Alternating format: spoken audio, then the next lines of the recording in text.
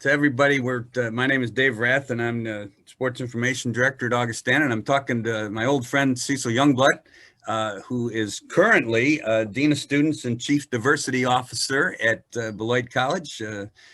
10-year stint as the basketball coach at Beloit, but where I knew him as he had a long run in the athletic department at Augustana, where Cecil, I do believe that you might be one of the very few individuals in the history of college athletics to be on the sidelines for a national championship football game and a national championship basketball game.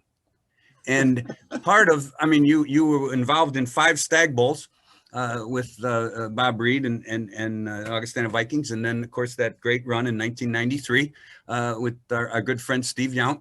And what a ride that was. Yes. To Buffalo, New York, where we were defeated by Ohio Northern.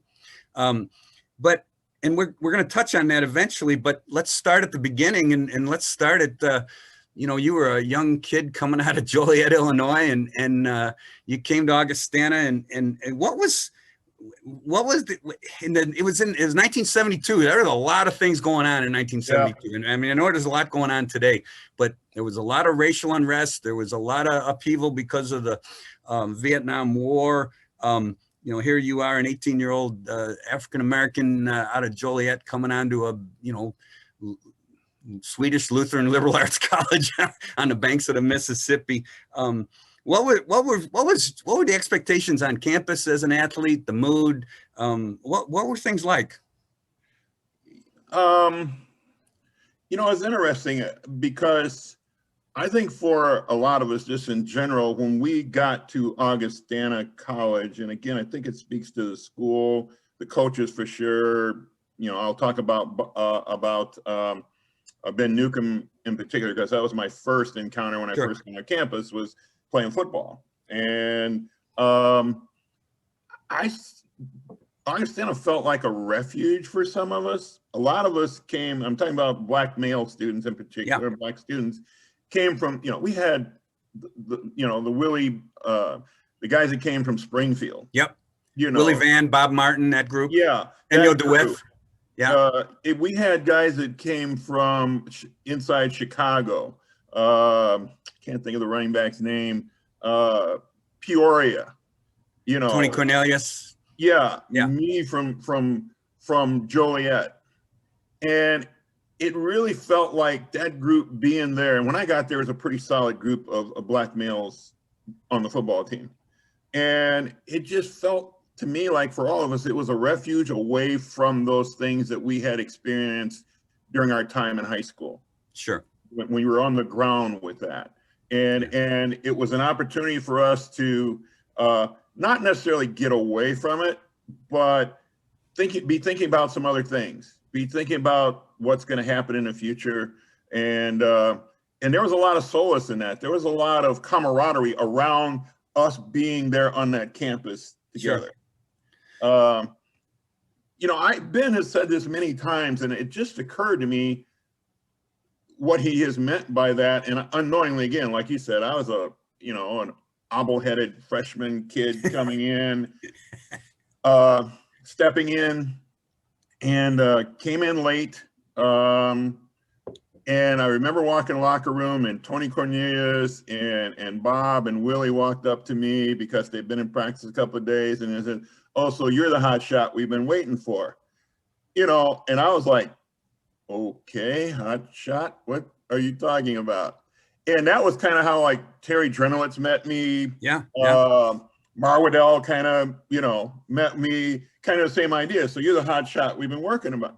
And Ben said that, and he says this all the time, and it's just dawned on me that I came in and I was kind of a catalyst to white and Black football players starting to talk to one another. Sure.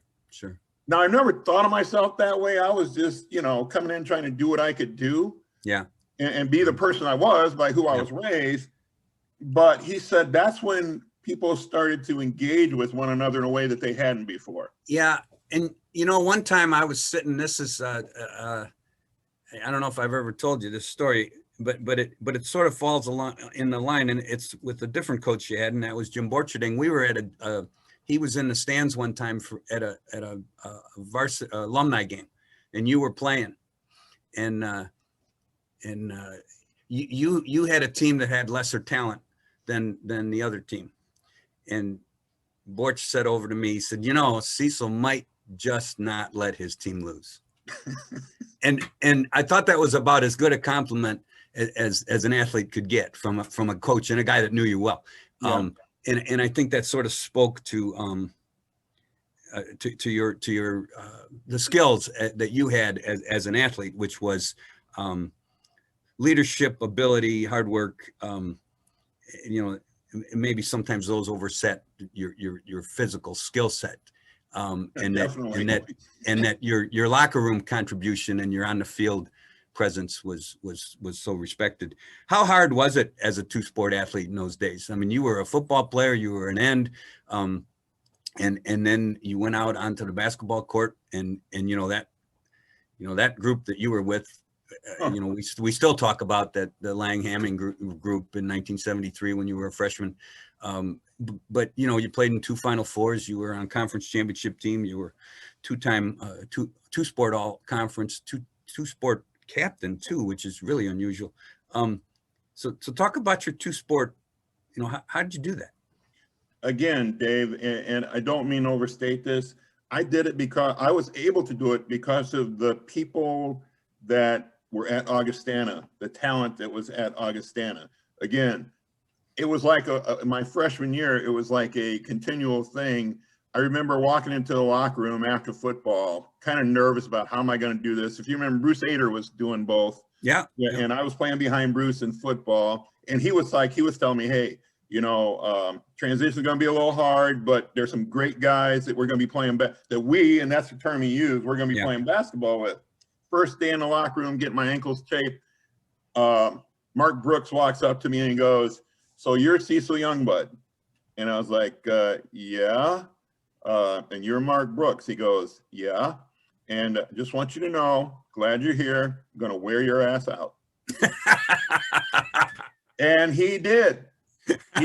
He took it personal to make me work my ass off. Anytime we did a drill, he would say, "Coach, I want him guarding me." And he'd use me. Yeah. Oh, yeah.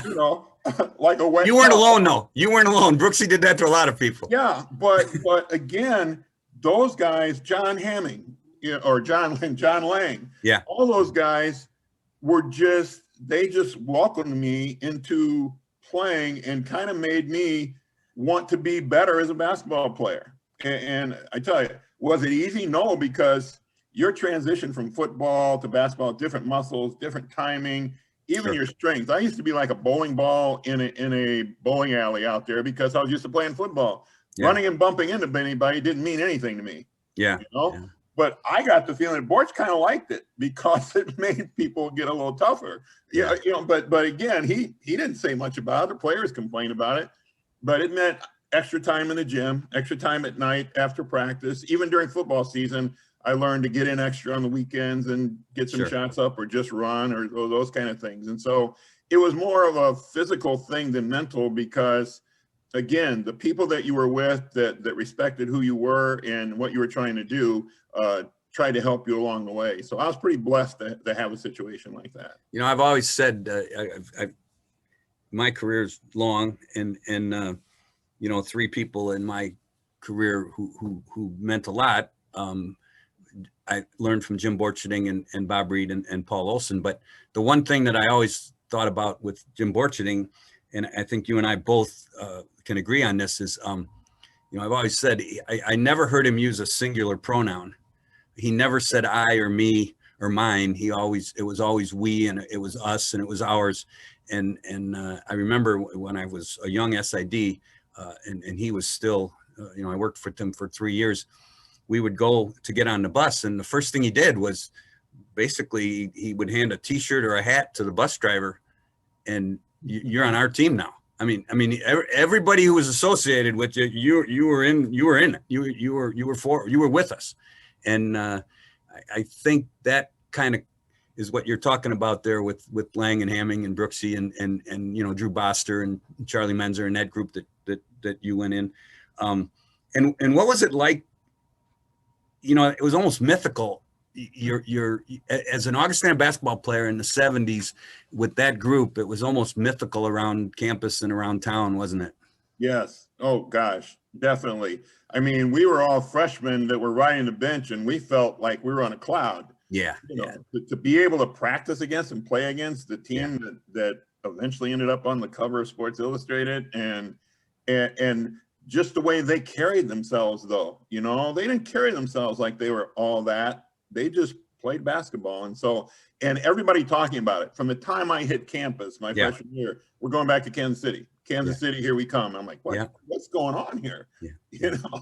Yeah. And then to walk into a gym that's packed night after night after night. And for the JV games, because people were trying to get a seat. Yeah. So, yeah, it was really something. And I'm sure you picked up on that from both basketball and football, the culture, the expectations that we're going to be successful here. Oh, absolutely. And you know, think about it, Dave, you brought it out too. And I was going to say this, another person that I was blessed to encounter and was on that campus at that time was Paul Olson. Yeah. Okay. That whole mentality rang through our athletic department. Our wrestling team. Yep. I think who was coaching then Tim was coaching. Tim Dodge took over. I don't remember who was before him, but that sense of accomplishment there.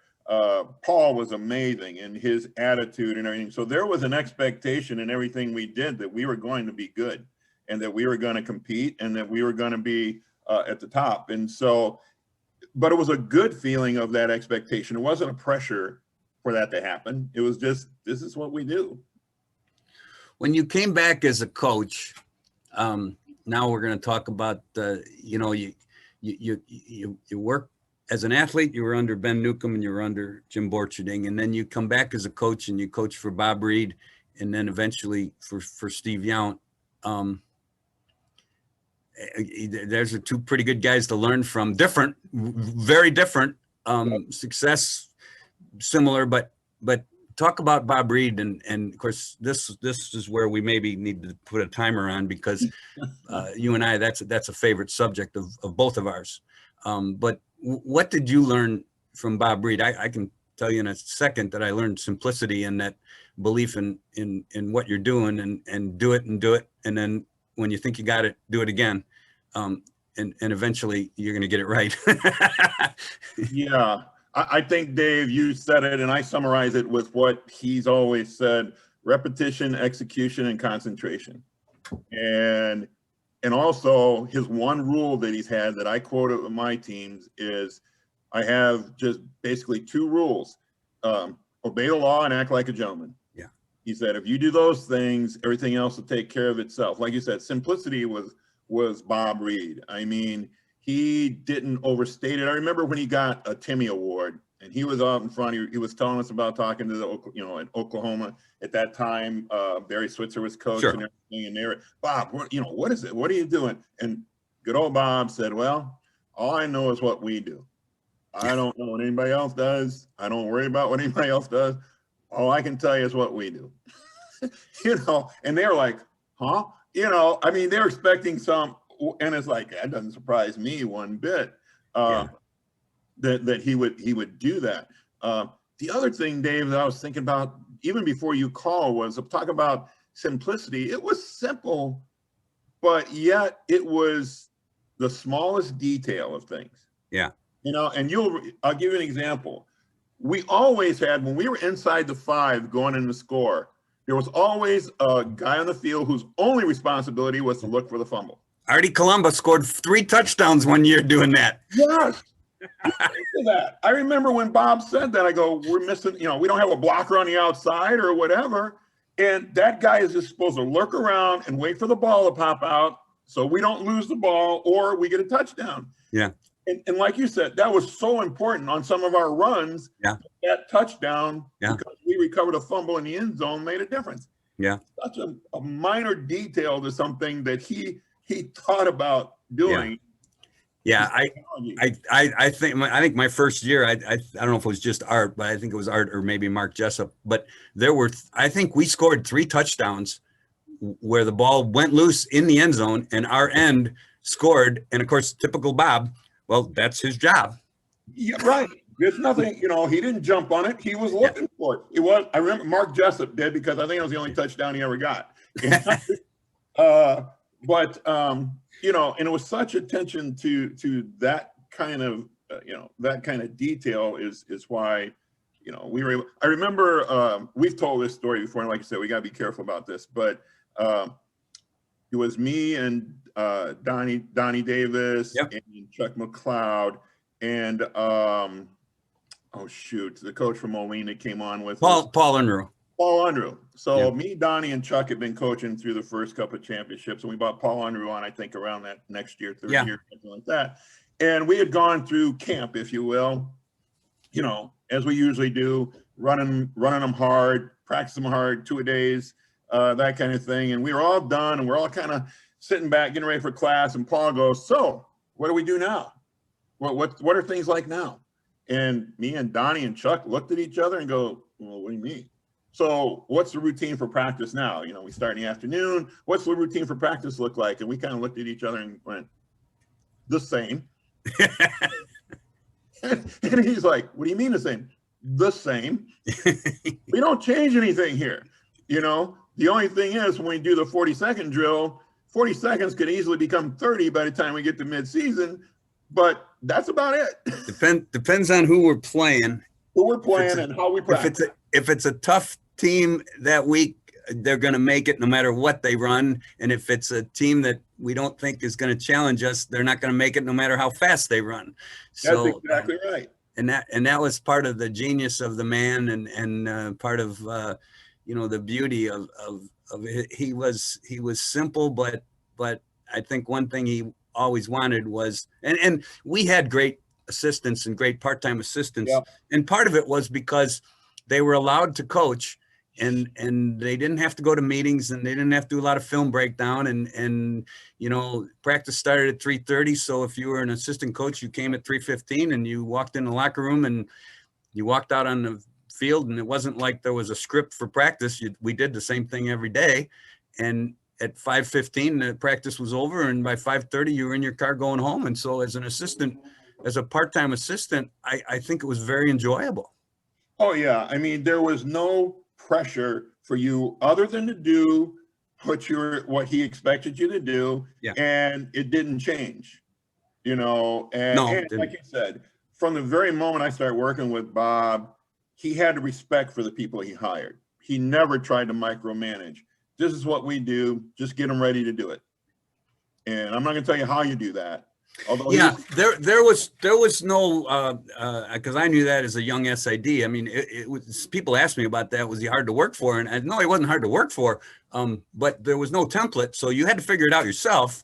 And when you made a mistake, you didn't make it again, because that wasn't a pleasant experience the first time. So I mean, I learned a lot from the man, and to this day I owe him a lot, just because of the guidance that he gave me.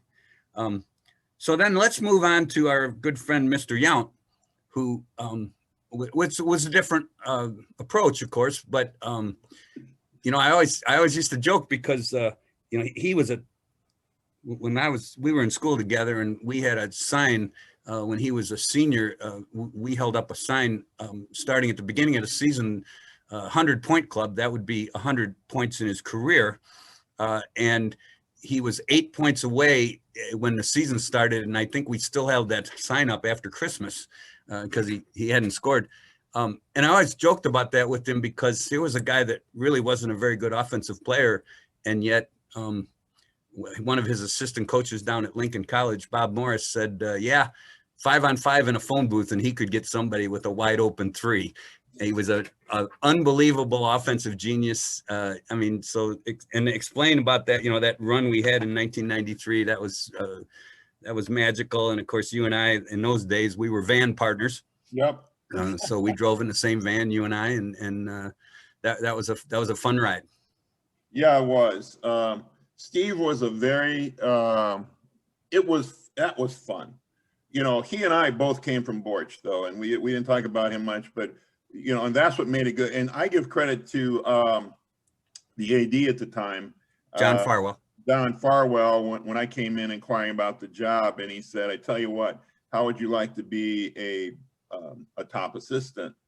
Because I'm thinking about hiring Steve Yount." And I said, "Heck yes." You know, because Steve had success already, and he was a freshman when I was or he came a year after. I think he was a freshman when I was a senior, and because he was kind of like me, he was a bowling ball. He had more tape on him than anybody on the court. So, Yeah. you know, and those are kind of players that Borch liked. I mean, that's why I felt like he liked me, and so as well. And I knew Steve was tough, and I remember coming and talking to Steve about it, and I asked him about the job, and I'm sitting there, so are you looking for, and that kind of thing. And he said, "Stop. You already have the job." You know, he said, "Let's go to work." You know, and from there on, we got to be friends, and Steve was a character. Yeah. He was tough. He was, but again, he's a lot like Bob. He was a lot like Borch, where you couldn't help but like him because he cared about you. He made you work hard. He respected you as a coach. He respected the kids as players. And all he said was work hard, do what he asked you to do, and we'll be fine. Yeah. And that was as simple as it got. I mean, again, very simple, just like Borch, just like Bob. That's how he coached. But Steve had a little snark to him too, but it was intentional. Like with Bob, it was always intentional. You'll remember this. The green jacket and oh yeah. and that seems snarky, but that was more to put the pressure on the players to say, look, and he said, "Don't let me wear this out here and you embarrass me." Okay. And they didn't. I mean, we weren't quite as good at Wesleyan, I don't think, at that point in that year that he wore it, but we beat him. But it was in part because Steve said, "I'm going to put this out here because I believe in you guys." Yeah. And the Wesleyan fans, they went crazy. Before he went out, he goes, "Should I do this?" I went, "Yeah, let's do it." And he went ahead and went out there with it. So, you know, he had his kind of mental gymnastics kind of things he did to get us going. And I remember before and just to show you how our guys responded to it and how they got into it, before we left for the national championship, you remember when Auburn came limping down the middle of the floor? Yeah. Oh yeah. On Yount's birthday. Yeah. Yeah. And we're getting ready to go to the national championship. Yeah. One of arguably they were all top players, but here's Auburn, All-American, everything else. Yeah. They've got him hold up on shoulders and coming down the floor and limping. But here's the thing. Steve said, when I said, "Coach, I don't know what happened." Me and Crash, you know, like, we don't know what happened. And keeping a straight face, and he comes limping down, and Steve looks at us and goes, "Okay, we got work to do." And we were like, and Auburn comes up and slaps him on the back and goes there, and he about keels over. Yeah. That was what he instilled in that team too, was that mentality. But still, Steve said, "Okay, we got work to do." Yeah. I think that story, it epitomizes both sides. It epitomizes Yount's ability to just say, "Okay, fine, next man up." But at the same time, it shows what kind of relationship he had with his players. Oh yeah. That on the week that we're getting ready to play Beloit, by the way, I think. Yes. And you know, that he would have that kind of relationship with his players, that they were able to believe in him and that kind of stuff. So I think that was good.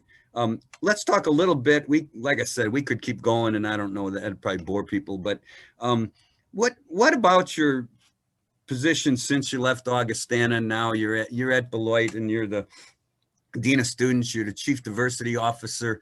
What kind of things did you take from athletics and your long experience? And one thing I'm going to touch on here is, people don't forget this, it might not realize this, that you were at one time, you know, within a day or two from making the Kansas City Chiefs roster in the late 1970s.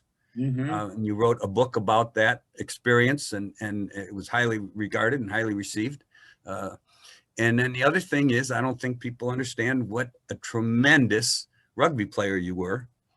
and how you helped mentor one of the guys that is arguably one of the greatest rugby players that the United States ever produced, and that's Augustana graduate Tom Billups. Yeah. And so how do you translate all that stuff, Cecil, from today's, you walk in as the Dean of Students and the Chief Diversity guy at Beloit, and Beloit is extremely lucky to have you. And how do you, where do you translate all that stuff? Well, the bottom line is to all of it is that we all go through experiences, and especially in today's world, you don't get a job and stay in a job unless you're like us in some respects, but you don't get in a job and stay in a job for 35 years and get a watch anymore. You kind of move along a path, but every path that you take, you pick something up that can add to, you know, your toolbox, if you will. We use that in higher ed conversations. Yeah. that can enable you to move to another space. When I was asked to and to move out of coaching and go into administration, it was for the very reason of my background as an athlete and a coach. The ability to motivate people, the ability to have people collaborate, the ability to draw people together to work as a team, and put together a structure that leads to a success, as however success is labeled in that particular discipline or whatever you're doing, was kind of motivation when my dean came to me and said that we'd like you to move to creating our first office of diversity on campus.